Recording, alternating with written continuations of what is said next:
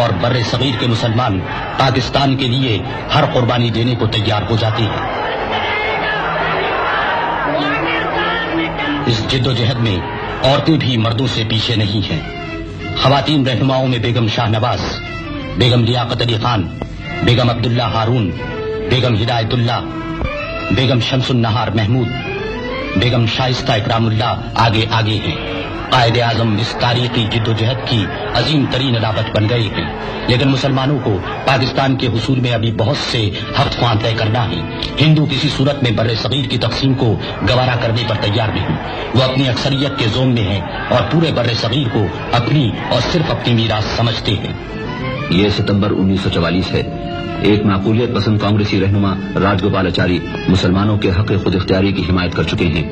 اسی بنا پر گفتگو شروع ہوتی ہے۔ گاندھی جی متحدہ ہندوستان پر اڑ گئے ہیں اور قائد اعظم پاکستان کے مطالبے پر جمے رہتے ہیں۔ ہندوؤں اور مسلمانوں کے راستے واضح طور پر الگ الگ ہو چکے ہیں۔ وائسرائے شملے میں رہنماؤں کی کانفرنس طلب کرتا ہے۔ پنڈت نہرو ہر حالت میں کانگریس کے مسلک کی ذمہ کرنے آئے ہیں۔ ماسٹر تارا سنگھ سکھوں کے نمائندے ہیں اور قائد اعظم یہ عزم لے کر آئے ہیں کہ پاکستان کا اصول منوائے بغیر کوئی سمجھوتا نہیں کریں گے۔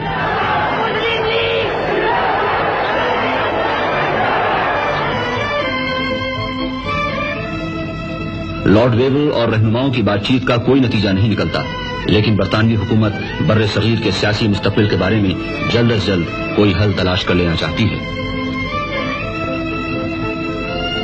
چنانچہ ویول عام انتخابات کا اعلان کرتا ہے اور لیگی رہنما مسلم رائے عامہ کو پاکستان کے لیے ہموار کرنے نکل کھڑے ہوتے ہیں۔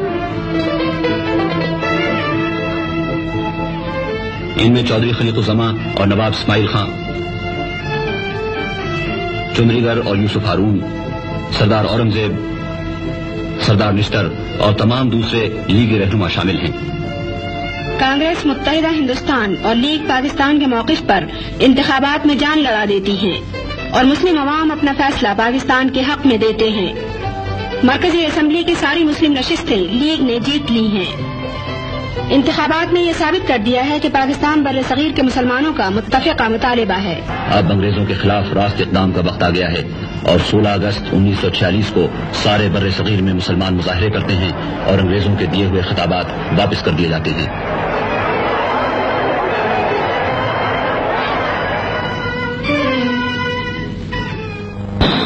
حالات کو سنبھالنے کے لیے حکومت برطانیہ لندن میں کانفرنس بلاتی ہے۔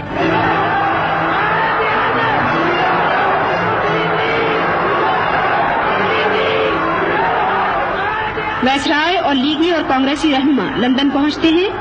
لندن میں مقیم مسلمان قائد اعظم کا شاندار استقبال کرتے ہیں۔ I am on my mission and I can tell you nothing about the present. That's all I can say. Thank you.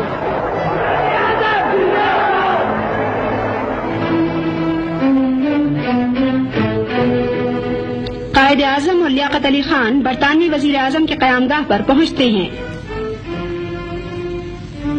طویل گفت و شنید کے بعد مسٹر ایٹلی اور ان کی حکومت مشن کے منصوبے کو اس مفہوم کو صحیح بتاتے ہیں جو لیگ نے سمجھا ہے۔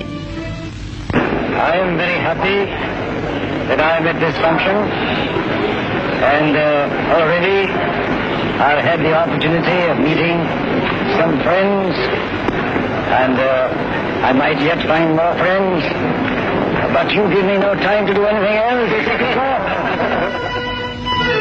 کانگریس مسٹر ایٹلی کا فیصلہ مان لیتی ہے مگر پھر پلٹ جاتی ہے۔ سارے بر صغیر میں حصول پاکستان کی جد و جہد بہت زیادہ زور پکڑ لیتی ہے۔ سن 47 کے آغاز میں پنجاب کی یونینسٹ اور سرحد کی کانگریسی وزارتوں کے خلاف جو عوام کی مرضی کے بغیر ان پر مسلط ہیں، مسلم لیگ سول نافرمانی کی تحریکیں شروع کر دیتی ہے۔ لاہور، پشاور اور دوسرے مقامات پر لوگ سر سے کفن باندھ کر نکل آئے ہیں۔ مسلم لیگ کی یہ عوامی تحریکیں سرحد کی کانگریسی اور پنجاب کی یونینسٹ وزارتوں کو ہلا کر رکھ دیتی ہیں اور ڈرائنگ روم میں بیٹھ کر سیاست چلانے والے یونینسٹوں کی وزارت کو بہت جلد مستعفی ہونا پڑتا ہے۔ اب سکھ بھی تحریک پاکستان کے خلاف میدان میں نکل آئے ہیں۔ برطانوی وزیر اعظم کے اس اعلان نے کہ انگریز بر صغیر کو 1 یا 2 حکومتوں کو سونپ کر چلے جائیں گے، ہندوؤں اور سکھوں دونوں کو مشتعل کر دیا ہے۔ نتیجے میں تقریباً سارے بر صغیر میں ہولناک فرقہ وارانہ فسادات کے شعلے بھڑکنے لگتے ہیں۔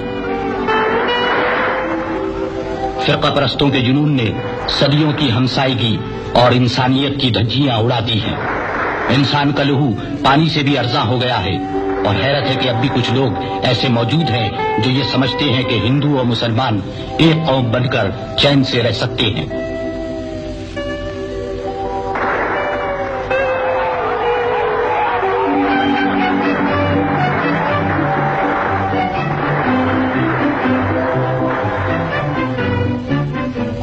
مارچ 1947 میں لارڈ ماؤنٹ بیٹن وائسرائے بن کر آتا ہے۔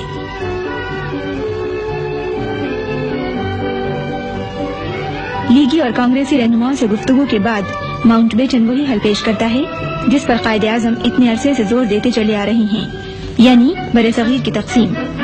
قائد اعظم برصغیر کی وہ تقسیم چاہتے ہیں جس کا لیگ نے سن 46 میں مطالبہ کیا تھا، لیکن کانگریس 1-1 انچ زمین کے لیے لڑتی ہے اور انگریزوں کی جانبداری اور جلد بازی ہندوؤں کو فائدہ پہنچاتی ہے۔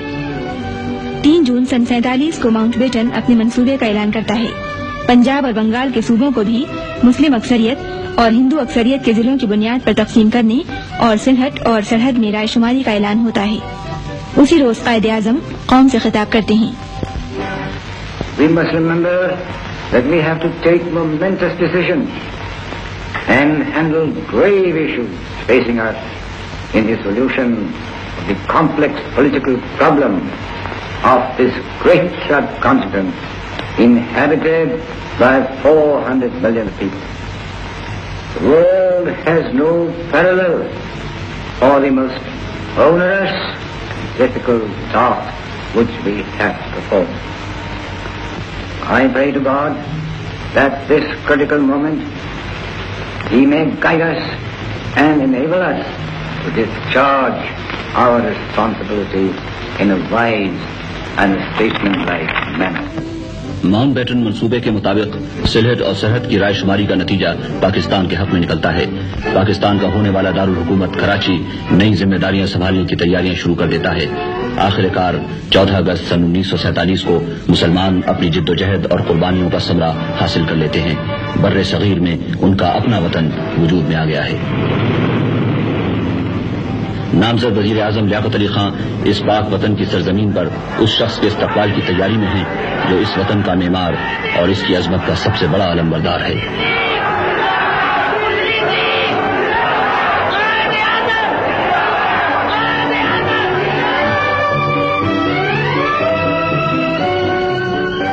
قائد اعظم پاکستان کے سربراہ مملکت کا عہدہ سنبھالتے ہیں۔ لیاقت علی خان وزارت عظمیٰ کا حلف اٹھاتے ہیں اور ان کے بعد دوسرے وزراء کی باری ہے۔ The life and the property and the religious belief should be fully protected by the state at any cost. My guiding principle will be justice, fair play, and complete impartiality in the discharge of my duty. And I'm sure, with your support and cooperation, I'm looking forward to making Pakistan as one of the greatest nations of the world.